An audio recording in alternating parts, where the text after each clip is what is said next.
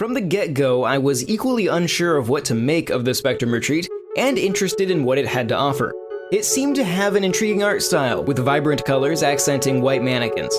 After spending about 7 hours solving puzzles and unearthing the mystery I was in, I am pleased to say that the Spectrum Retreat was a colorful treat. It felt like there were 2 games being played throughout the course of the Spectrum Retreat.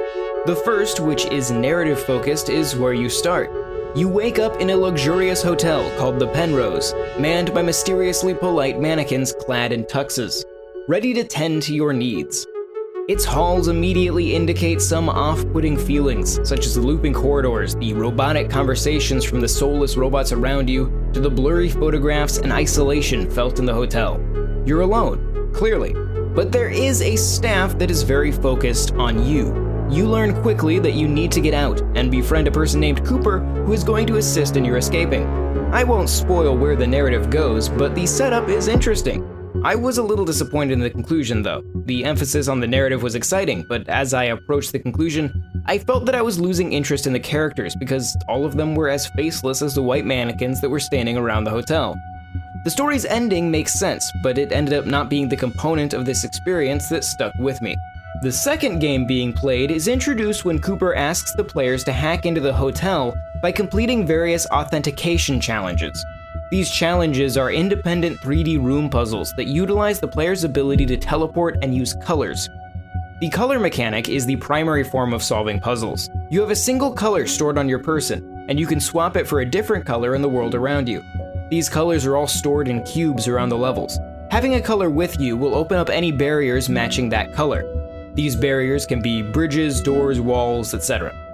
The idea here is that you use the colors to get to the exit in the challenge room.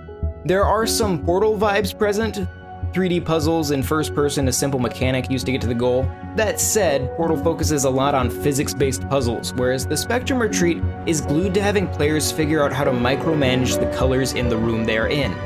All in all, the puzzles are not that hard to get through, and some are very quick. The entire experience is short, but what adds to the time is that in the later levels, a mistake can force you to redo the entire room. This makes sense, because the puzzles are about controlling the color placement, but it was fairly frustrating and limited experimentation in fear of screwing up and having to start over. In the final challenge, I had to restart many times simply because I was close to the end, but put myself in a position where I couldn't proceed.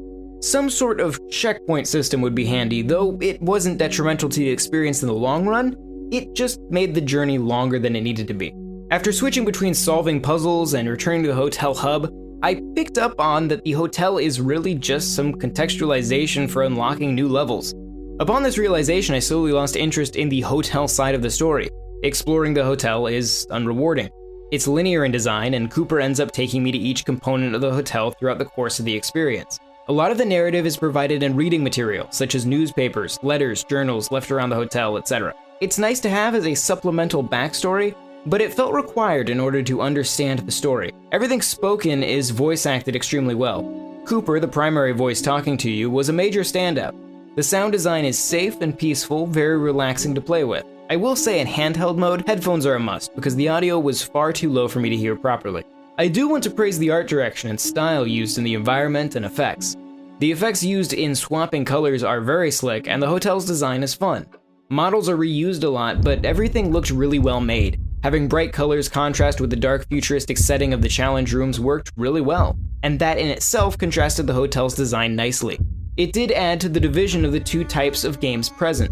The lowest point was the shadows of some of the models in the hotel looking a little rough, but honestly this wasn't a big deal. Everything visual about the Penrose was fun, and a good thing too, since this whole ordeal is about colors.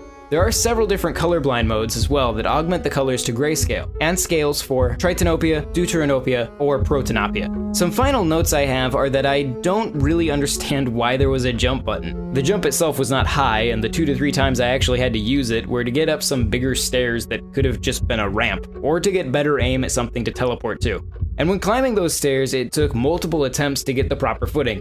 It honestly felt like I was Skyrimming my way up. Also, when my cursor was above an interactable object, like a document or target, it was a little finicky on letting me select it. There was one puzzle in particular, 4-06, where I broke the game and fell through the floor because of having to use the jump to target something in midair. I was able to reset, but I was very confused on how the solution to that puzzle was acceptable. Thankfully, this was a one-time occurrence. As far as replayability goes, you are asked to restart from the beginning after completing the game. It's disappointing that there isn't a level select feature for levels unlocked. If you can replay puzzle levels, then this title offers a fair amount of challenge to come back to, so long as you don't recall the solutions. But those challenges are all in the later half of the journey, so getting to them will be a chore. I think all the concepts here warrant a sequel that I would gladly come back to. A few tweaks here and there would assist in the overall experience, but all in all, I recommend checking into the Penrose for a few puzzling nights.